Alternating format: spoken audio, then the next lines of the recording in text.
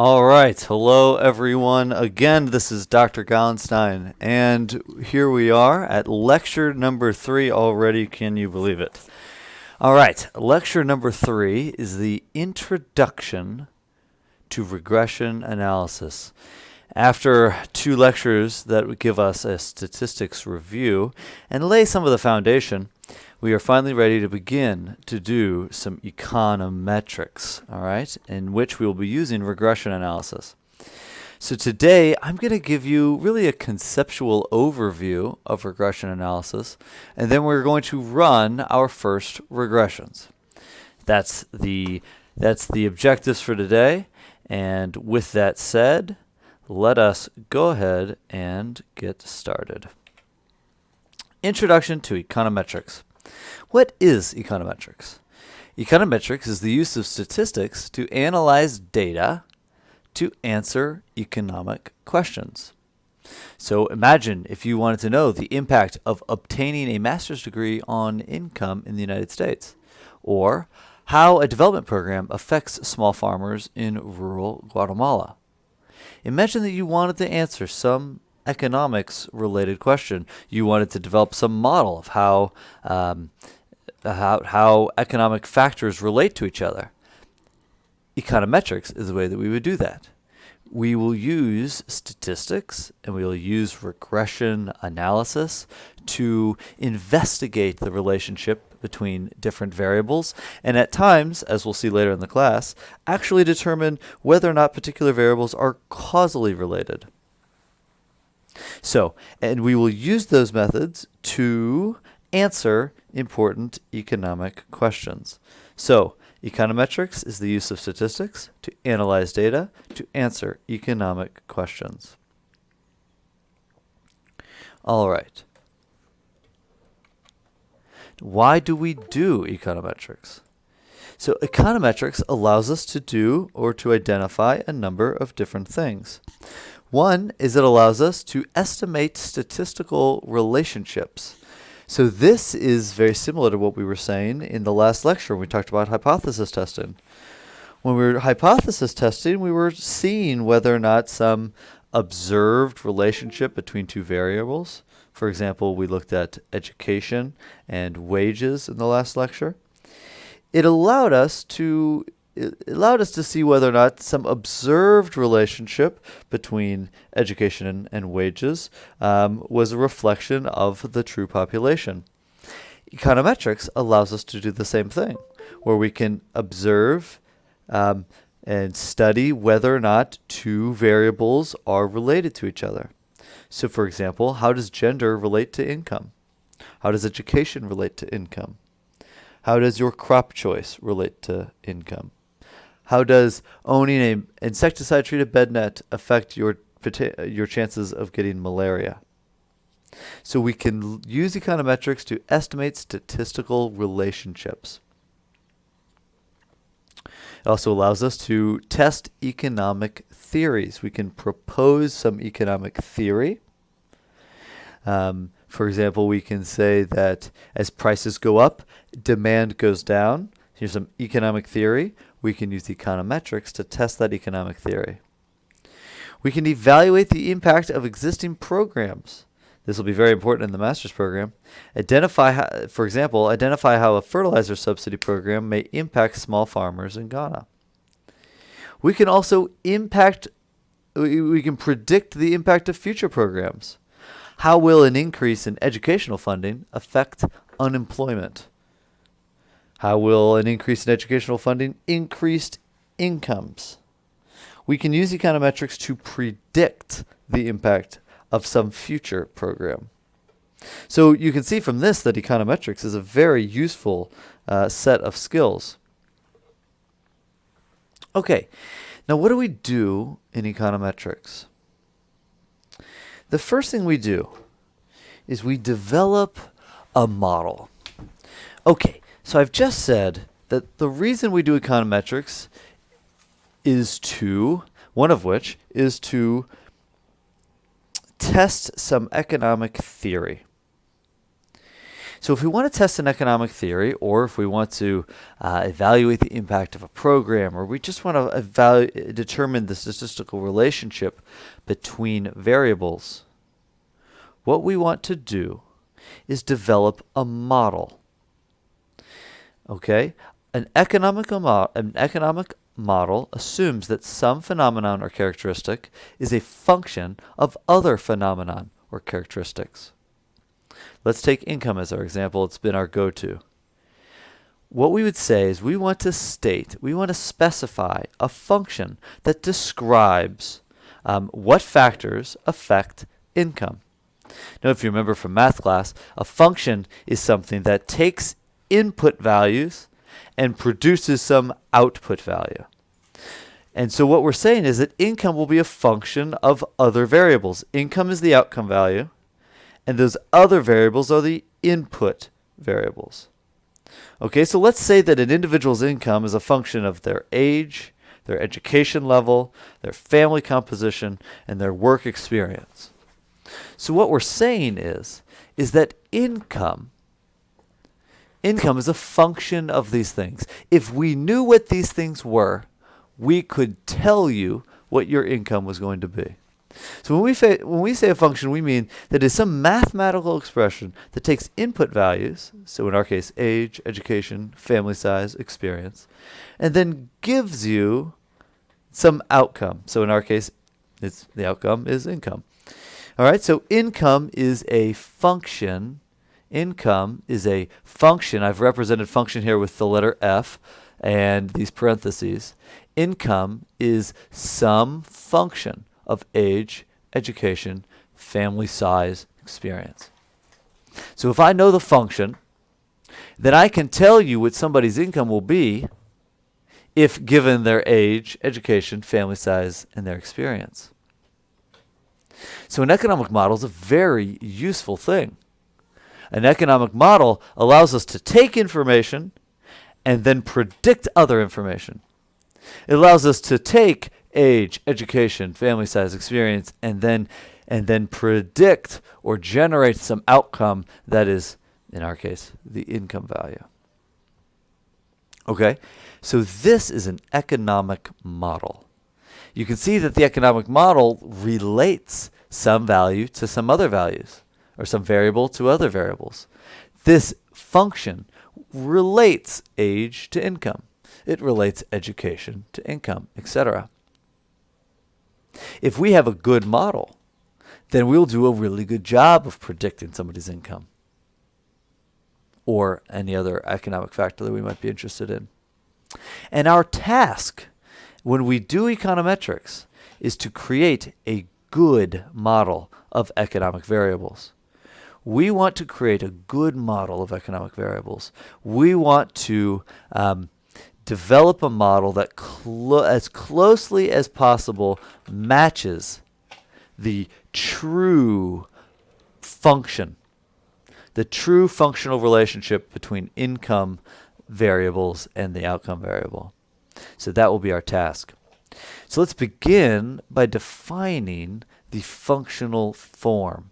All right, I just said that income now is a function, is some function of these variables, but I haven't told you what the function is. The whole point is we want to develop a function that has some form so that when we plug age, education, all these variables in, when we plug those values in, that function will give us income. All right, so let's talk about this. Let's begin by defining functional form of our income model. So here's our income model, but we don't know what the function is. The functional form is the actual function itself, which it would be easiest to see by example.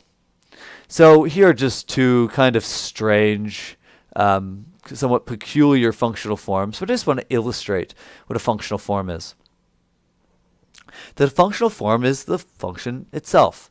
So here's an example, like I said, a strange one. Income equals 1,000 plus 30 times age plus education to the power of experience plus 10 times family size. So if this was our true model, if this is really what determined income, then what you could do is you could tell me your age, your age, you can tell me your education level, how much experience you have, and your family size, and then I would plug those values in, and it would give me your income. This is a very strange function. You would never see this. But then what about this one? Here's some other function. Okay, this one is, okay, income equals 1,000 times age times education raised to experience divided by family size. All right, another kind of a strange function. But if this was the true function, if this was really what determined someone's income, then you could take their age, education, experience, family size, plug them into this function, and it would give you their outcome. Now, like I said, these are these are not functions we would ever work with, but it gives you that idea that there is some function. All right. So with that as our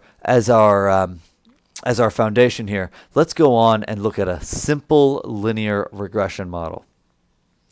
So what we're going to do when we look at a simple linear regression model is we are going to assume a particular functional form of our economic model, and we're going to assume a linear one. So let's take a look. So we want to define our functional form. A functional form is the actual function itself. The most common is a linear functional form. All right, so let's take a look at what that looks like. Income is a function of years of education only. Okay, we're going to start off simple. A simple model is a linear model. It's a linear model of only one input. It's only one input variable. All right, so then this is going to be our simple linear model. Income equals 1,000 plus some parameter, beta 1, times education. So if this is our model, it's linear. There's no exponents. And when we mean linear, we really mean that it's linear in the parameters of the model. So that means this parameter isn't squared, or education isn't raised to the power of a parameter, but the parameter is linear. Okay.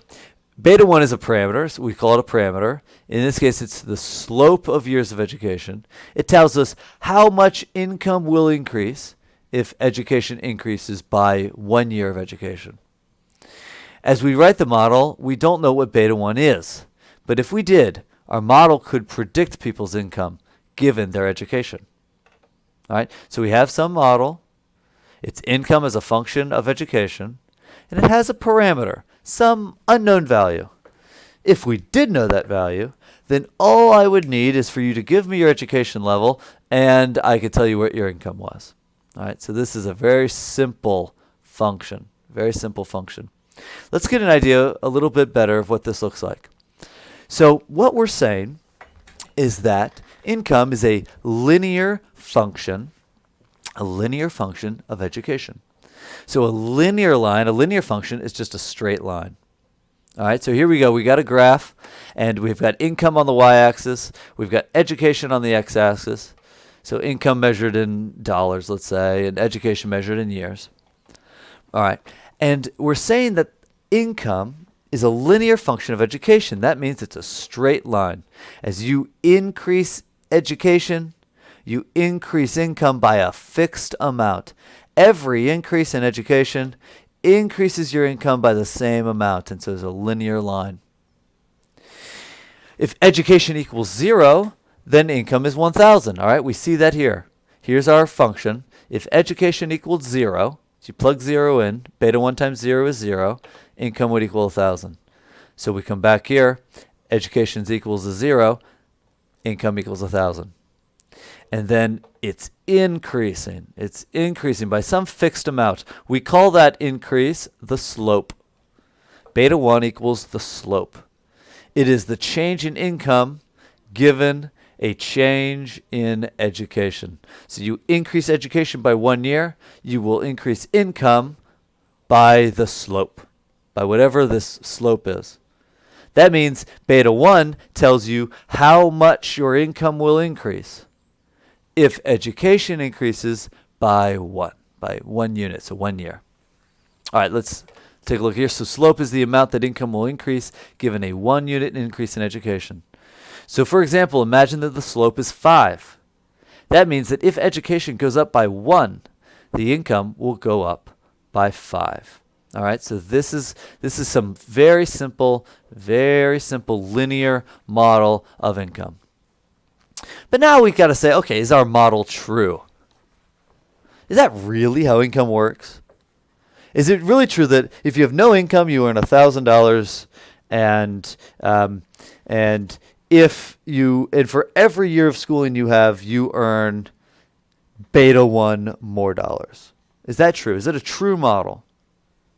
So we know whether our model is good, whether it's reasonably close to true, by how well it describes real data.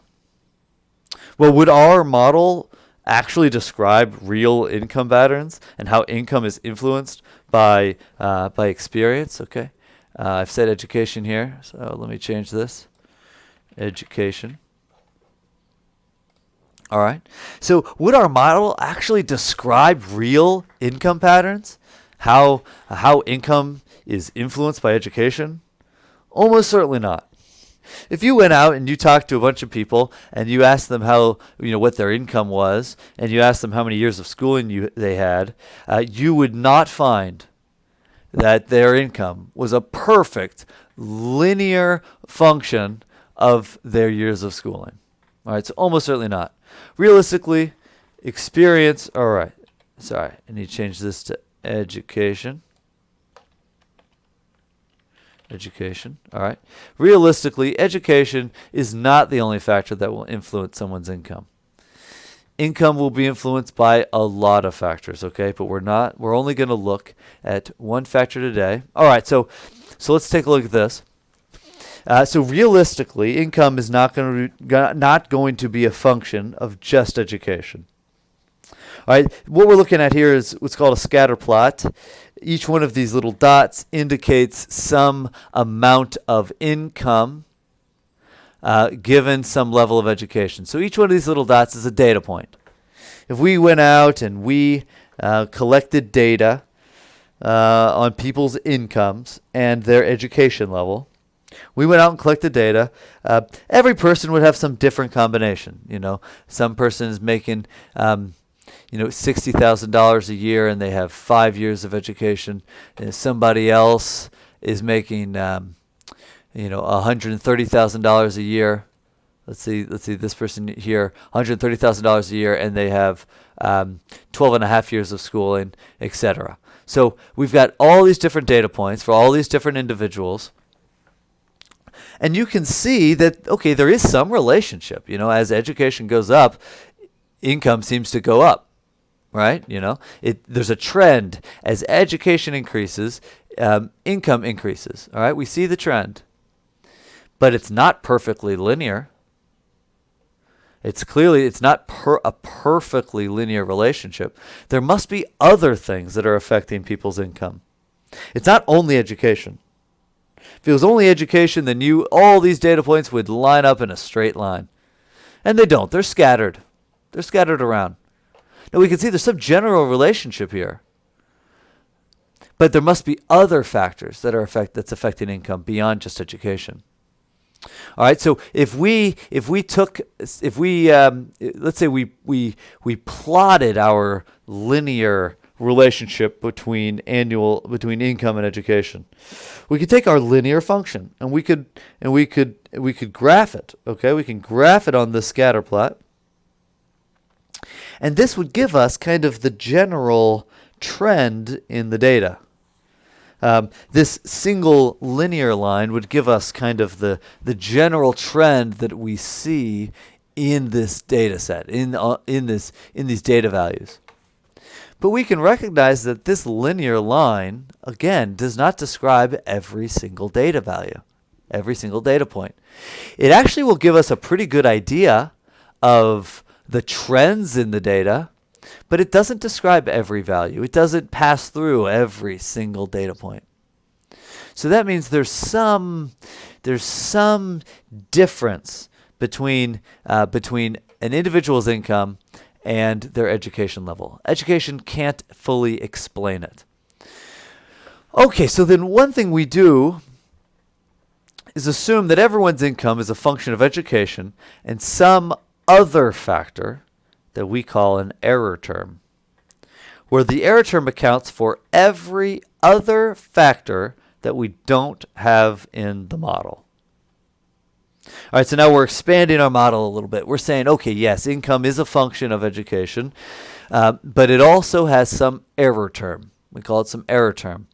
And this error term accounts for all the other factors that might affect income. It basically accounts for all the little differences between each individual data point and this smooth linear line.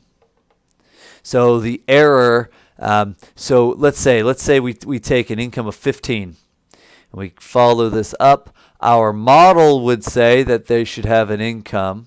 So our education's 15 years, and our model says that they should have an income around $150,000 a year. Okay, sorry, all right. But the data, we've got a data point here, and this data point says they've got 15 years of schooling and $140,000 a year in income. All right, that's here. And so there's some difference between our model and the data point, and we're saying that that's the error. That's the error term. That's the error. That's accounting for all the other factors that might affect income. All right. I said the error term accounts for all the other factors that we don't have in the model. So this could be experience, household characteristics, etc. Some other set of variables, age, where you live, your location, etc. So any other factor that might affect income, any other factor that might belong in a true realistic model of income would fall in the error term. Okay, so now here we go. We have a simple linear model of income as a function of education, and everything else is in the error term. All right, so here we go. We've just talked you through this. Let's look at it again. So the error is the difference between what I'm calling the predicted value and the real value. So the predicted value is the value that the model says should be the case, and the real value is the value that the data actually takes.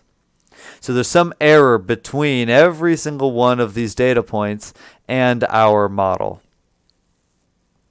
Okay, our model does a fair job of describing the general trend and the relationship between education and income, but any particular data point is going to have some error. There's going to be some difference between a particular data point and our line and our regression model, our economic model.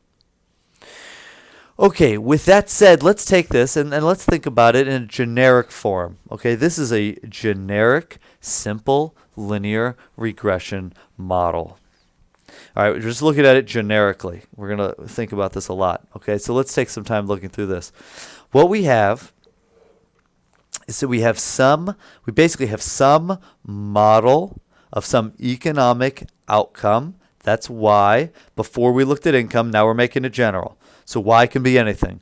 Income, it can be health outcomes, it can be, it can be demand, it can be any number of things. Okay, it's some economic variable that we're interested in. All right, this Y we can call it the dependent variable, outcome variable, explained variable, response variable, regressand. There's a bunch of different names for it. You'll hear me use dependent variable and outcome variable most often. So if you hear me say dependent variable, that means Y. Or if you hear me say outcome variable, again, that means this Y. It's the variable on the left-hand side of our model. It's usually the variable that we're trying to explain. If we're trying to explain income, then this is where income would go. I say I want to have a function that describes or that defines what values determine income. Income would be my dependent variable, my outcome variable, the variable that I'm interested in, the variable that I want to explain.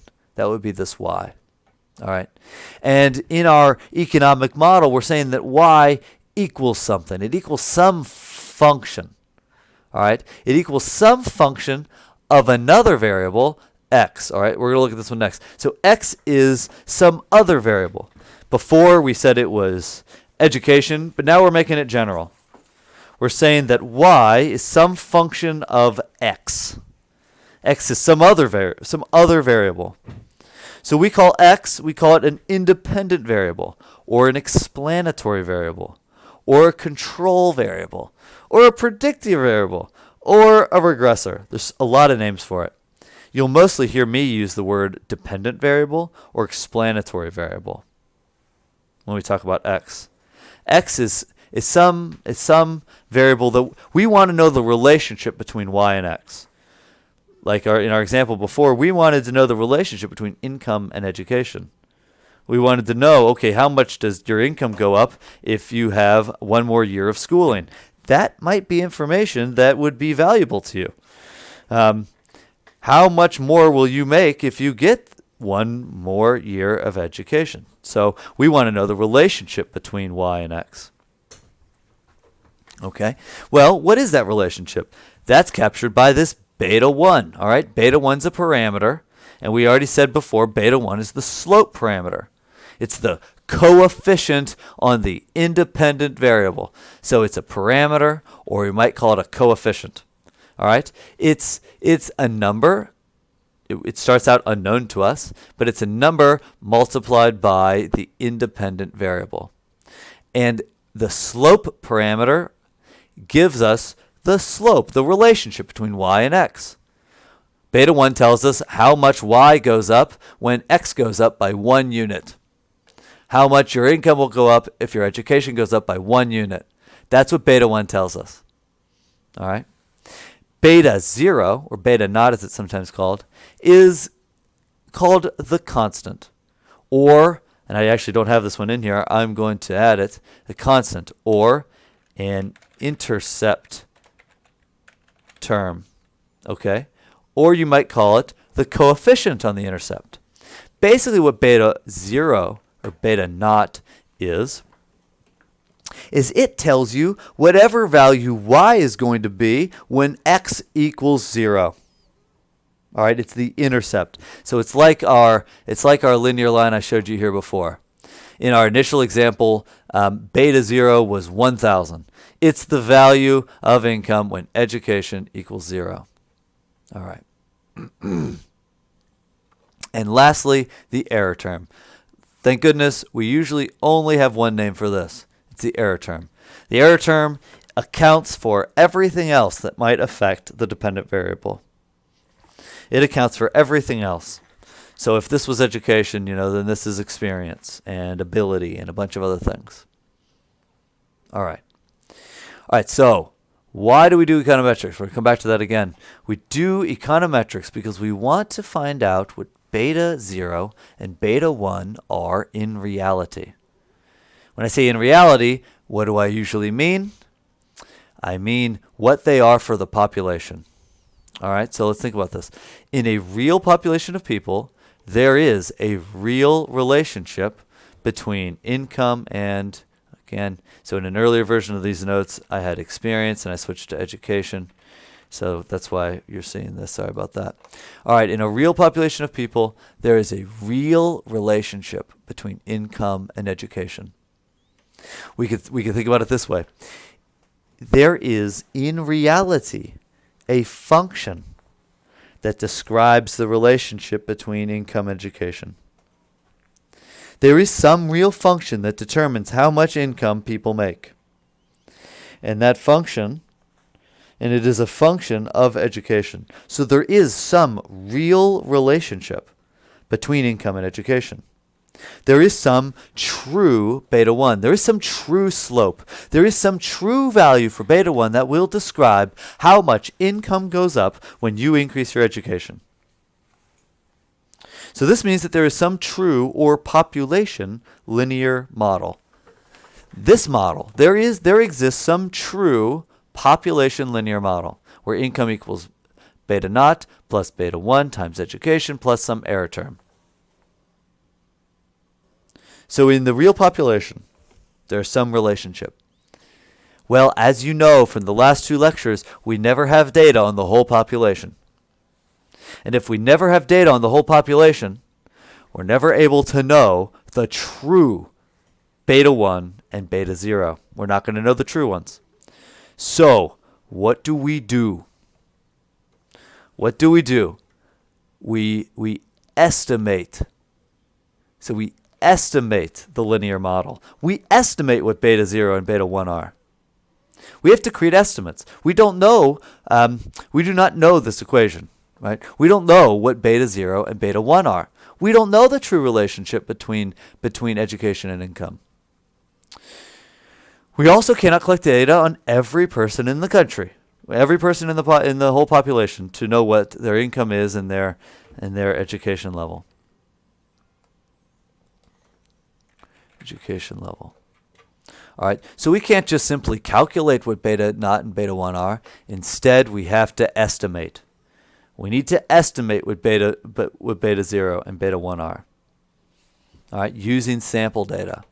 So we estimate it. All right, so we're defining an estimate. To estimate something is to roughly calculate or judge the value, number, quantity, or extent of something. Or a noun, an estimate. An estimate is an approximate calculation or judgment of the value, number, quantity, or extent of something. So we use statistical methods to estimate or to derive estimates of beta 0 and beta 1. We want to estimate what they are so that we can have some idea of the relationship between our dependent variable and our independent variable. All right, so let's get an idea of what this might look like. So we had our scatter plot before, right? Scatter plot of data. And now let's say that this blue line is the true linear relationship. It's the true linear relationship. This blue line is this function, our true linear model of the relationship between income and education. The slope of this blue line tells us the true population beta 1. It gives us the true value. It tells us how much income on average will increase if you increase your education. It doesn't account for all the differences between individual data points, but that's why we have the error term. The error term accounts for everything else that might affect income. So holding everything else constant, how much would you expect your income to go up when education goes up? Well, the true relationship is beta 1, the slope of this blue line. But we don't know that true line. We don't know that blue line because we can't have all the data in the world to get that line. So what we do is we have to estimate it. We estimate a linear model. And now I've drawn a green line on here, a green dashed line, to give you an idea that, okay, we're going to generate some predicted linear relationship, some predicted linear function of income and education. All right, so this green line is the estimated linear model, and it's some estimate of the blue one. It's not perfect. It doesn't perfectly match the blue one, but it's some estimate of the blue one. It's some estimate of the true linear relationship. And the slope of this estimated linear function is beta 1 hat. So we call this beta 1 hat. That is the slope. That is the estimated slope. All right, so we use statistical methods to estimate beta 0 and beta 1. Once we have estimated the value of beta 0 and beta 1, we will use an estimated regression model. So now this is our estimated regression model.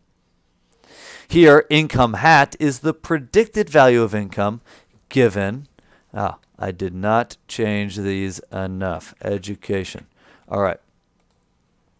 So here, income hat is the predicted value of income given education. So we perform some some statistical technique, which we will go over later, we perform some statistical technique that allows us to estimate beta 0 and beta 1. So we get beta 0 hat and beta 1 hat. These are estimates of the true beta 0 and the true beta 1. Once we do that, we can plug in education and calculate a predicted income value. A predicted income based on our linear model. If this linear model was a really good model, if this was a really, really good model of explaining income, then you could go to some new population of people, ask them for their education, plug it into the model, and then you could generate a predicted income. All right, so this is our predicted, our estimated regression model. All right, this line, this equation right here is this dashed green line. Every value on this dashed green line is a predicted income. It's an income hat given the value of education. The slope of this green line is beta 1 hat. And the place where this dashed green line would intersect, the place where this dashed green line would intersect the y-axis, that is when education would be 0, that would be your beta 0 hat. Okay. All right, so we never have all data for everyone in the population, so we can never have beta 0 or beta 1. But we can estimate them by finding beta 0 hat and beta 0 1, which is the best that we can do at knowing the true values. The biggest question in econometrics is whether or not our estimated beta 1 is a good estimate of the true beta 1. We want to know the true relationship. We want to know how much income will go up if you increase your education. We want to know the true beta 1. But we can't know the true beta 1.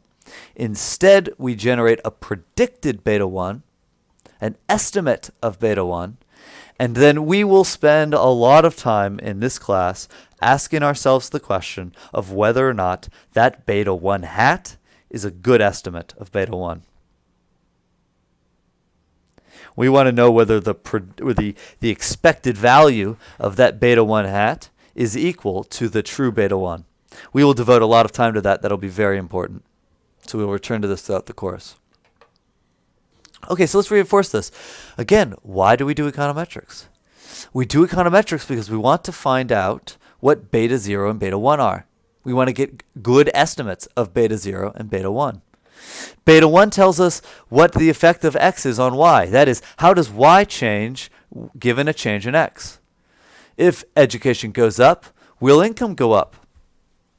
All right, these are the things that we want to know. If education goes up, will income go up? That would be if beta 1 is greater than 0. Or does it go down? So that would be if beta 1 is less than 0. We want to know so basically we want to know the sign. We also want to know if education goes up or down, by how much does it go up? So if education goes up, by how much will income go up? So this would be the size of beta 1. So we want to know the sign. We want to know whether beta 1 is positive or negative. We also want to know the size of it. We want to know how big it is. If I increase my education, if I go back to school for 1 year, how much will my income go up? If it goes up a lot, then that'll be worth it. I'll go back to school. And if it doesn't go up by a lot, then it's not worth it. I want to know the sign. I want to know, okay, if I go back to school for 1 year, will my income go up or will it go down? Because if it's going to go down, I'm definitely not going back to school. All right? Okay. So we want to find out what beta 0 and beta 1 are. We want to estimate them so that we can use that information, that's valuable information, to know the relationship between these variables. It'd be valuable information for anyone discerning whether or not to go to college, to know if your income will go up if you go to college. All right. The other thing we want to use econometrics for is to predict what y is for a different group of people or for the future. If we know what beta 0 and beta 1 are, or that is we have good estimates of beta 0 and beta 1, we can predict how much people will make by only knowing their education level. That's, of course, assuming we have a good model. Okay, we'll talk about that later. So this is the power of econometrics. We can predict the future. We can predict what would be the case in other places or among different people. We can know the relationship between things, and we can use that to develop policy. If what's the impact of having access to health insurance? That would be great to know that relationship. Let's say that we had a y, a dependent variable of disease burden. How often you get sick, and then x was access to health insurance if you had health insurance. If we knew what beta 1 was, then that would have a big impact on policy.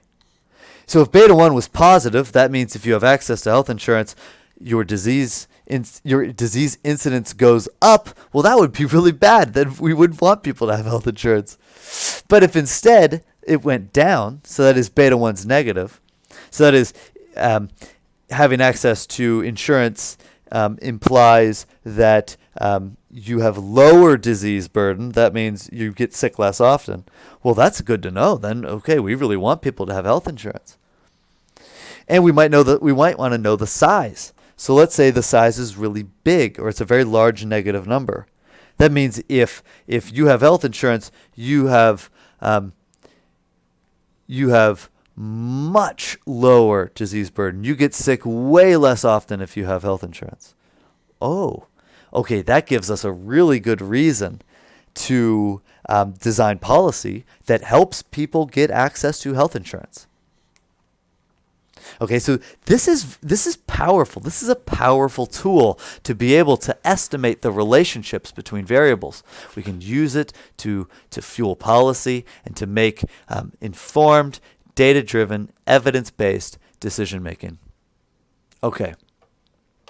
All right, so I'm going to reinforce what I've just said. So estimation. So we also want to know things about beta 1. That's what we're most interested in. We want to know the relationship between our dependent variable and our independent variable. So namely, we want to know the sign. Is beta 1 positive or negative? If it's positive, that means the dependent variable increases when the independent variable increases. We want to know the magnitude. We also want to know the magnitude. That is, we want to know how big beta 1 is. Is beta 1 big enough? So we want to know how big of an impact the independent variable has on the dependent variable. So there's a typo. I'm going to fix this. We want to know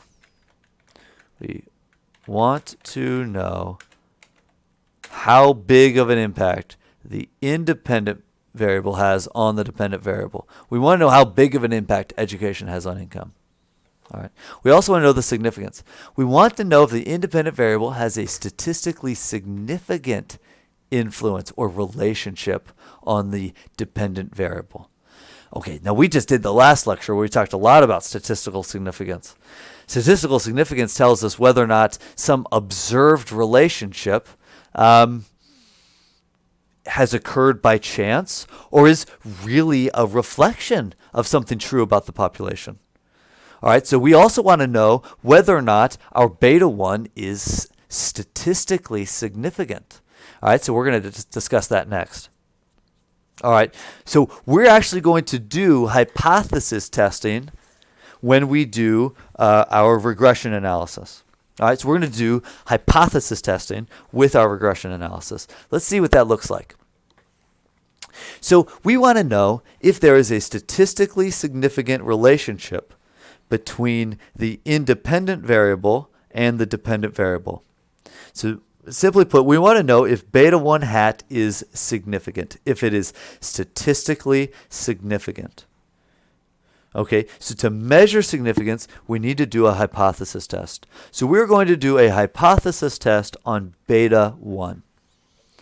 All right, so what does a hypothesis test look like on a parameter estimate? Let's take a look. To do a hypothesis test, we must state a null and an alternative hypothesis.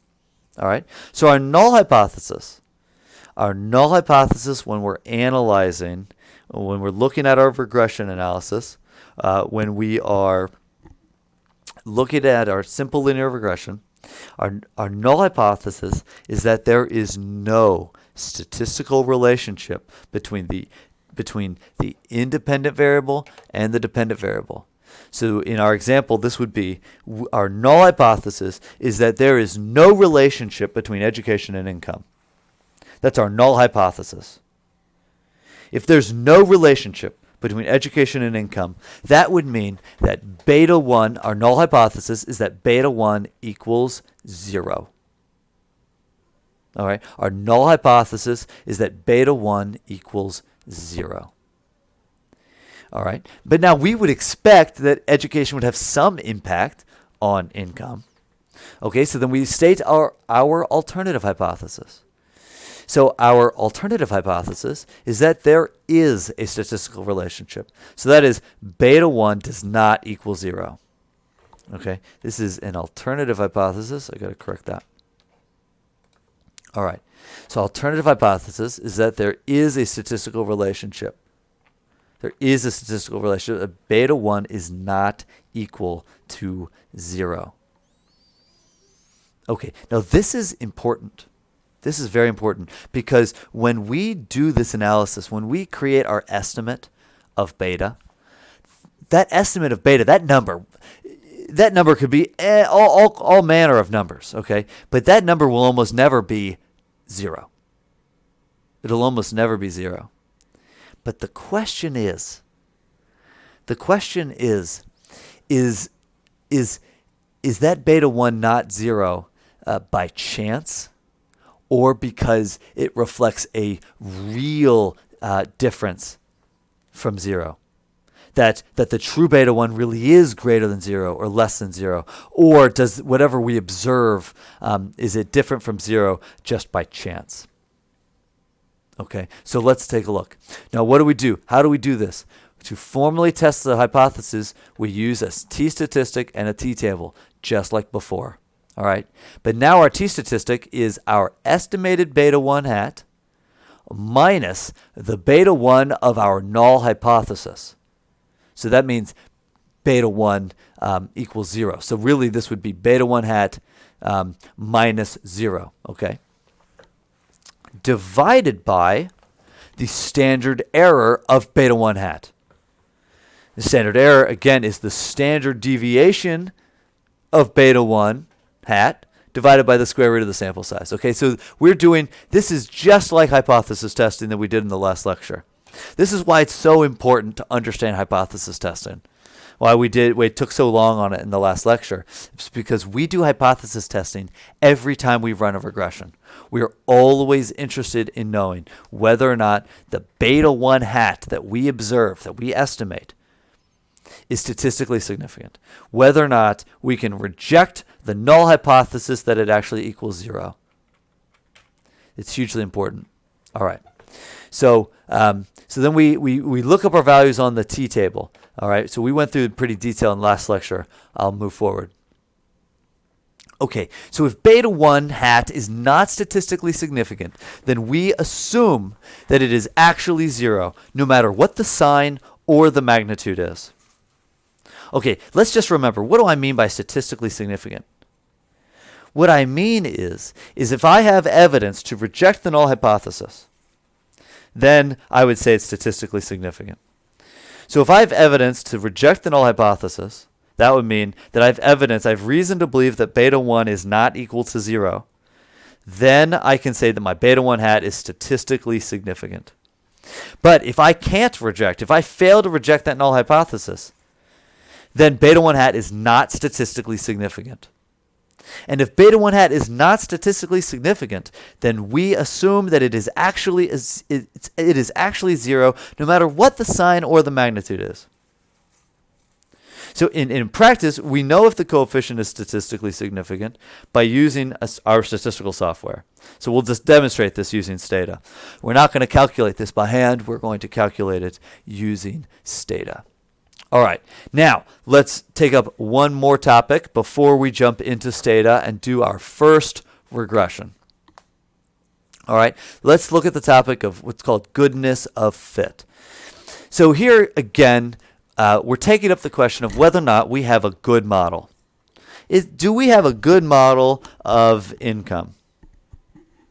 And reminding us, okay, we know whether our model is a good model by how well it can describe real data. Does our model really describe differences in people's income? Okay, and we use measurements. There are measurements. There are ways of measuring how well our model matches or describes real data. And we call these measurements goodness of fit measurements. And we're going to discuss one of them in this lecture, and we'll discuss another one of them in the next lecture. All right, so the most common goodness of fit measure that we will use is called R squared. This is the most common goodness of fit measure. It's called R squared. R squared is a number between 0 and 1, and it indicates how much of the dependent variable is explained by the independent variable. A model with a higher value of R squared is a better model for explaining the dependent variable. Okay. Now, in a future lecture, I'm going to go through and we're going to talk about how do you calculate R squared and what is R squared. But for right now, we're grabbing the intuition.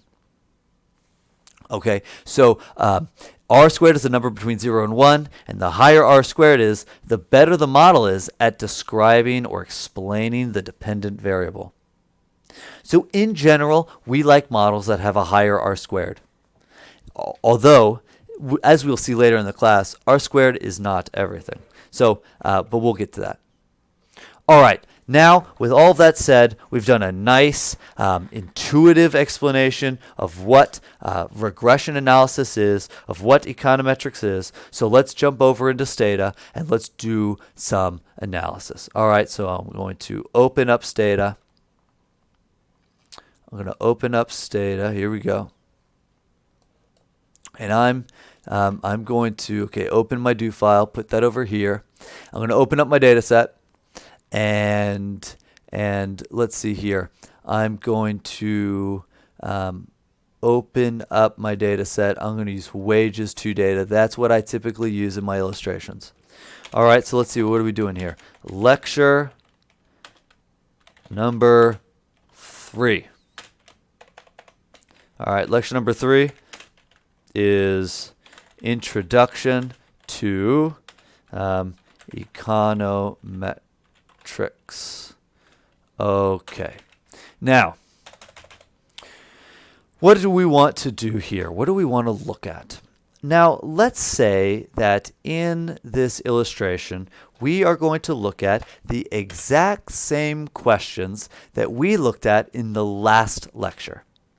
If you remember, in the last lecture, we were interested in knowing, we basically wanted to know how, what is the relationship between wage and education? That wasn't exactly the question, but that's basically the question. We might phrase the question a different way, and that is, do wages increase as education increases? Okay, so we're going to ask ourselves that question. And we're also going to ask ourselves the question, the same question we asked before in the last lecture, is do our wages higher for people working in manufacturing? All right, so we're going to ask ourselves these two questions. But now, last time what we did is we did mean differences and mean t-tests. That was a really useful thing, and we'll do that again throughout the course. It'll be an important thing to do when we're writing papers. But now we're going to look at this. We're going to study this using a regression. Okay, we're going to look at the statistical relationship between wages and education using a regression. But now first, before I run a regression, or oftentimes before I run a regression, there's something that I want to know. I want to get some intuition as to what I think the effects will be, what I think the relationship will be. So the first thing that I like to do is I like to get an idea. I like to get an idea of the statistical relationship, and so I like to plot I like to plot a graph. I like to plot a graph of income versus education. All right, so I'm going to do that, and we're going to use a scatter plot. This is exactly what we saw in the lecture. We saw a scatter plot, all right? And our scatter plot is going to plot income versus, okay, I'm sorry, it's not income. It's wage versus EDUC, or education. All right, graph wages versus education. So let's do that first. This is going to give us some intuition. This plot is going to help us to think, okay, do I think that there is a relationship between wage and income? Okay, so here we go. We've got our scatter plot. It doesn't look entirely different than the one that we showed in the lecture. We have on the y-axis here, we have hourly wages, and on the x-axis, so y-axis, hourly wages, x-axis is education. And we see all of the different value points in our data set. So each dot is an individual. This individual has 0 education, and they make about $4 an hour. This individual has maybe, let's say, 16 or 18 years of education, and they make $25 an hour. Okay, so each dot is a particular data value. All right, and now as we look at this graph, as we look at the scatter plot, do you think that wages increase as your education increases? As we look at this, do we think there's any trend? Is there an upward trend in the data? Is there some trend in the data where we would expect that on average more education implied greater wages? Do you think there's an upward trend? When I look at this, I think that there is. You know, if we think about, there's not very many data points out here, so it's hard to really make much judgment from out here. But let's take here. There's a lot of data here. For people that have about 7 years of education, their education is no higher than $10 an hour. But if we come up here, this person has, let's say, 12 years of education. Yeah, there's a lot of people here, but we also find people that have higher levels of education, as high as $22 an hour. If we come up here, okay, this person, 18 years of education, there's not a lot of data points down here, and there's a lot more up here. So when I look at this, I think, yeah, you know what? I think that there's a small upward trend where more education implies higher wages. Okay, so I like to generate a scatter plot. I like to generate a scatter plot and get some intuition about whether or not there really is an effect in the data or a relationship in the data. All right, good. So now that we've done that, we've gotten an idea. Whoops. We've gotten an idea. Now let's run our regression. All right, so now we've gotten our idea. So now we're going to run a simple linear regression. All right, and our simple linear regression is going to be wages equals beta naught plus beta 1 times EDUC plus an error term. Right? That's our regression model. How do we implement that in Stata? So Stata is a nice statistical package. What this is going to do is it's going to estimate what beta 0 is and beta 1 is given the wage data that we have in here and the education data that we have in here. And it's actually really straightforward. We just write reg. Reg is short for regression. And then we put our dependent variable, and then we put our independent variable. And that is it. So we run that. Boom. And here we go. This is our regression result. All right, here is our regression result.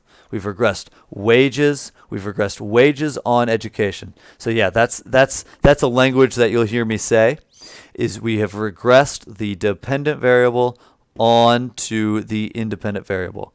We've regressed wages on education. Okay, and here are our results. All right, now we can go through these results section by section to talk about what all of this stuff means. Okay, so I want to do that, and I'm actually going to do that in the lecture notes because I have prepared this in advance. Okay, so you'll see here is our regression result, reg, wage, education. Okay, and so now what we're going to do, I want to go through this step by step and show you what everything in this stata output means. Okay, because there's a lot of stuff going on here. We want to make sure we understand it. All right, so let's go through this step by step. So you're looking at your state of regression results, and the first thing we want to see is our dependent variable. Our dependent variable is given right down here. We know our dependent variable is wage, and the results show what our dependent variable is, and it's right here, wage. All right. Then we also want to find where's our independent variables. Our independent variables, that's down here. That's these two.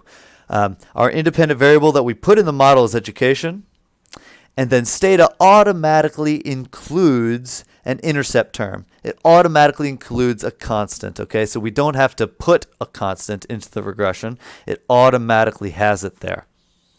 All right. So then we want to find where are our regression coefficients? Where are our parameter estimates? Well, that is the next column, all right? It says coef, C-O-E-F, coef. That's short for coefficients. All right, so this number here is the coefficient on education. That means this is beta 1 hat. This is our estimated beta 1. This is the estimated relationship between wage and education. This is beta 1 hat, our estimated value, our estimation of the true relationship between wages and education. And then this one, this is the coefficient on our constant term. That means this is beta 0 hat. This coefficient right here is beta 0 hat. All right, let's go to the next one. Now, the next one, what you'll find is, and you'll remember from hypothesis testing, that having a standard error is really important because you need to be able to calculate a t-statistic to test your hypothesis. Okay, so this reports your standard error. This is the standard error of your coefficient. This right here, this is your standard error for your beta 1 hat. The standard error for beta 1 hat is right here. The standard error for beta 0 hat is right here. Okay. Standard error for beta 0 hat here. Standard error for beta 1 hat is here. All right. Now, if you remember actually, let's go up and remind ourselves. So if we want to do a hypothesis test, we state a null hypothesis. That is that beta 1 equals 0. That's our null. Our alternative is beta 1 does not equal 0. Okay. And then we test that using a test statistic, a t-statistic, where you do your beta 1 hat, the beta 1 hat that you observe, minus your null hypothesis beta 1, which is 0. Okay, so it would be beta 1 minus 0. That means it's just beta, divided by the standard error of beta 1 hat. Okay, the standard error of beta 1 hat. All right, so where the standard error is the standard deviation divided by the square root of n. All right, so that's just a reminder. Let's come back to our regression. We have the standard error. Now we want to know what is our t-statistic. Well, before we move on, let's calculate it. Let's calculate it. All right, I'm going to get out my calculator. I'm going to get out my calculator here. And now I just showed you that the t-statistic for beta 1 hat, the t-statistic for beta 1 hat is the coefficient, is beta 1 hat, so 0.5447, we'll round it off a little bit, divided by the standard error, okay? So that would be divided by 0.0534. What? 53, okay, let's round it up 5. Okay, that equals 10.18. All right, that's 10.18. That is our t-statistic for beta 1. Let's look at our stata output. All right, next column. Stata gives us our t-statistic, so we don't have to calculate it. The column is titled T. That stands for t-statistic. All right, and what did we find before? We found that the t-statistic was 10.18. Okay, well, we did some rounding. If we calculate it precisely, the t-statistic would be 10.19. All right, coefficient divided by the standard error. That gives us our t-statistic. We also have a t-statistic for beta 0. All right. All right, now, pausing there, think back again. We want to test our null hypothesis.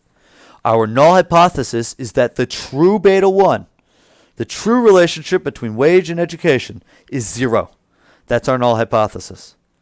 And so now we're performing a t-test to test that hypothesis. Now, if you remember from last lecture, what we typically do is we find our p-value. That is, we find the probability of observing a t-statistic greater than or equal to the t-statistic that we find. So we find the probability of that. Okay, and if that probability is smaller than our predetermined, our chosen, our selected significance level, then we reject the null hypothesis and we conclude that our beta 1 hat is statistically significant. All right, so we need to find our p-value. Well, Stata is so nice, it gives it to us. All right, here is our p-value. This is our p-value for education, for the education variable for beta 1 hat, and this is our p-value for beta 0 hat. All right. The p-value, assuming the null is true, the probability of observing a coefficient at least as extreme as the one that we observed. All right. Now, let's review. Thinking back to last lecture, the significance levels that we would typically choose would be like 0.1, that would be a 10% chance of type 1 error, or 0.05, that would be a 5% chance of type 1 error, or the strongest one that we would typically pick would be 0.01, 1% of type 1 error, 1% chance of type 1 error. Now, if we look at this p-value for beta 1, we find that it is 0.000. That means that our p-value is smaller than any of our thresholds. It's smaller than 0.1, it's smaller than 0.05, and it's smaller than 0.01.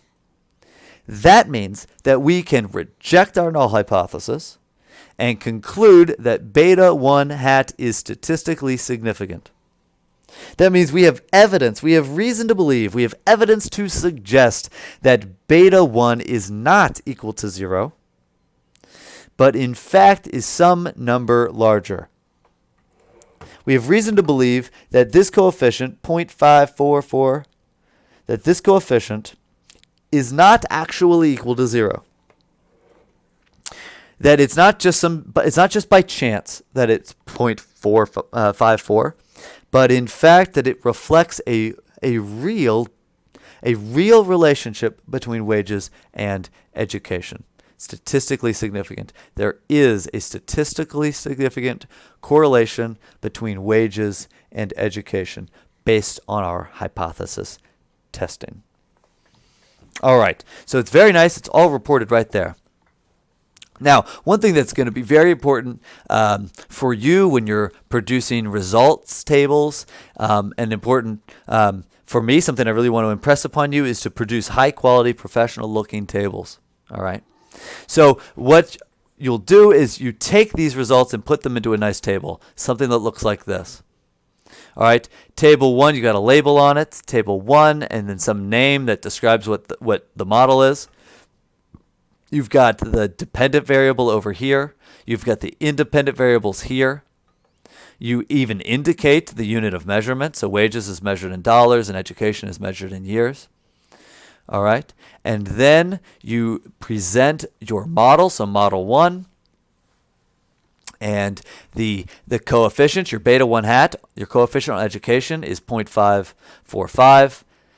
Your coefficient on the constant term, your beta 0 hat is negative 0.934. Okay? And then you report using stars the significance level. All right, and there's usually a key down at the bottom to indicate what the stars mean. All right, if your p-value is less than 0.1, you'd give it 1 star. If it's less than 0.05, you give it 2 stars. And if it's less than 0.01, you give it 3 stars. We noticed in our results that our p-value for Beta 1 hat, that means the coefficient on education, was 0.000. That means it's less than 0.01 and it deserves 3 stars. That means it's highly statistically significant. We have very good reason to believe that that number is not 0. We have very good reason to believe that there is a statistical relationship between wages and education. Okay, but now what about the constant term? All right, the constant term has a p-value of 0.175. So let's come here. I've got the constant term. Look at this. I've got 3 stars on it. All right. We only give 3 stars if the p-value is less than 0.01. All right. So it doesn't deserve 3 stars. What about 5 stars? I'm sorry, 2 stars.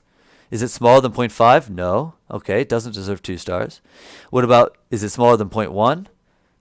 No, not smaller than 0.1. Okay. Then this should not have any stars on it. So let me delete the stars. That coefficient is not statistically significant. That means we cannot conclude that beta 0 hat, our predicted beta 0, we cannot conclude that that beta 0 hat is not 0. That means we would actually conclude, we would look at this number, and even though the number is negative 0.934, we would actually say that that number is actually 0. That in reality, we think our data suggests that it's 0. That there's no that basically if education equals 0, wages equal 0. All right. Now we also report here in a good, well-formatted, professional-looking table. We're also going to report some other information like the R-squared, the goodness of fit measurement, which in our case is 0.1654. I'll go into more detail about that in a moment. And we also we want to report the sample size, n. So we have 526 in our sample.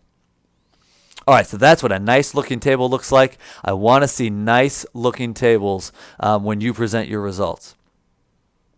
All right, now let's review again. How do we interpret this estimated coefficient? We've just calculated an estimated coefficient. It's 0.545. That's the estimated coefficient, estimated beta 1 hat. How do we interpret that? Beta 1 hat is the change in y given a unit change in x. So in our example, here's our beta 1 hat. As long as beta 1 hat is significant, then I would say wages increase by 54 cents per hour for each additional year of schooling. That's how I would interpret that coefficient. Wages increase by 54 cents per hour for each additional year of schooling. All right. Now, if beta 1 hat is insignificant, then I would say I do not find evidence that education is related to wages. I basically have to I fail to reject my null hypothesis. If I fail to reject my null hypothesis, that means I don't have evidence to suggest that beta 1 hat is not, or that beta 1 is not equal to 0. And so I have to say I do not have evidence that education is related to wages. All right, I want to make this even more clear. Basically, beta 1 equals the change in wage given a change in education. But this is if and only if no other factors are changing when I change education. So I'm assuming when I interpret it that way, I'm assuming that when you increase education, that does not change anything else. All right, so I'm describing that here. So that an increase, a change in education does not induce a change in anything else. And if you remember, our error term accounts for all other factors. So if when I increase education, I do not increase any other factor, then that means that the change in epsilon given a change in education equals 0. So when I say that beta 1 hat or beta 1 is the increase in wage given an increase in education, or the change in wage given a change in education, I am assuming that education does not affect anything else in the in the model. Now, this is going to be very important. We're going to talk about this more later. So when we interpret beta 1, we are assuming that nothing else in the model is changing when we change, not chance, when we change education. All right. Now, let's take a look at our goodness of fit measures. So in our state of results, we also get goodness of fit measures. This describes for us how good our model describes the data. How well does our model describe changes or variation in wage? We've got two that we're going to focus on primarily. They're called R squared and adjusted R squared. We'll talk about adjusted R squared in the next lecture. So for right now, let's just look at R squared. Our R squared is 0.1654, and we report that in our table, 0.1654. Now, I said earlier in the lecture that the R squared is some value between 0 and 1. Some value between 0 and 1, and the higher that number is, the better. The higher that number is, the better our model explains the data. And I said, we kind of know how good our model is by knowing how well it explains the data. We have an R squared here of 0.165. That's kind of close to 0. That kind of makes us ask ourselves a question. Can we think of a better model? Can we think of a model that explains wages better than just a model of education? What other factors might affect wages? Think about that until next lecture. Thanks, everyone, and have a great day.